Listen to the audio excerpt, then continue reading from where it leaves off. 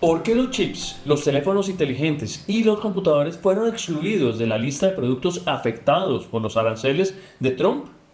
Pues está claro que estos son unos elementos esenciales para los americanos y en el corto plazo no va a ser posible producirlos. Esta guerra comercial tiene como principal objetivo hacer que los diferentes empresarios globales trasladen sus operaciones a América para poder tener acceso al mercado norteamericano, cuyo poder adquisitivo es uno de los más altos del mundo.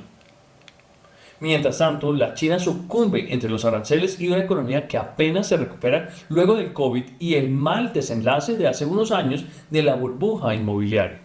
Se ha conocido que los jóvenes chinos no logran emplearse fácilmente cuando la economía ha dejado de crecer a doble dígito y las bancas de inversión apuestan por un crecimiento de solo el 4% para el PIB del gigante asiático, muy lejano de esos dos dígitos que nos tuvieron acostumbrados antes de la pandemia.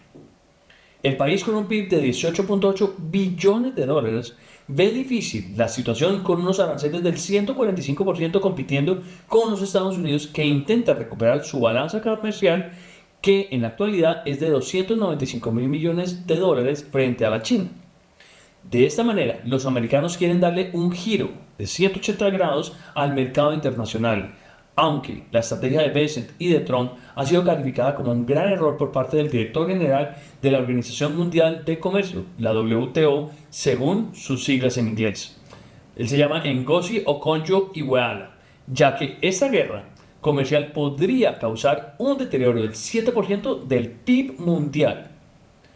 El lunes, los mercados bursátiles cerraron con ganancias, gracias al impulso de Apple y otras empresas que dependen de la importación de tecnología china a los Estados Unidos. A pesar de esto, la incertidumbre en torno a futuros aranceles generó cautela entre los inversores, quienes se mantienen preocupados por el manejo de las cadenas de suministro por parte de las empresas en anticipación a próximos anuncios sobre este tema del comercio internacional.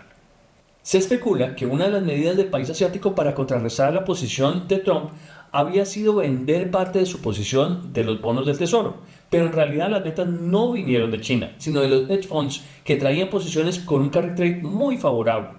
lo cual llevó la semana pasada a los tesoros de referencia a subir desde un low de 3,895 cuando todos los inversionistas habían puesto todo su capital en un activo que consideraban refugio, hasta que la tasa llegó a un máximo del 4,56 en la semana.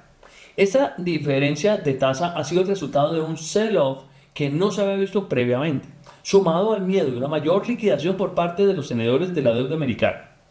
Posiblemente este movimiento fue el que llevó a la administración Trump a recular su posición, que inicialmente era inamovible por preocupación de una crisis en los mercados de deuda. Esperemos a ver cómo evoluciona esta Semana Santa, que se prevé de mayor calma, sobre todo después de haber oído el mensaje de la directora de la Fed de Boston, quien indicaba que el Banco Central tiene todas las herramientas necesarias para darle estabilidad a los mercados. Este miércoles tendremos también la oportunidad de oír a Jerome Powell presentar su visión económica en el Club Económico de Chicago, una intervención que será clave en estos momentos de angustia para todos. Por ahora los invitamos a suscribirse al canal para mantenerse al día con la actualidad financiera local y global. Y de paso les pido que me regalen un gigantesco like y dejen sus comentarios sobre el nuevo estilo de videos que les estamos presentando aquí en Renta 4 Global Fiduciario. Nos vemos en la próxima. Chao.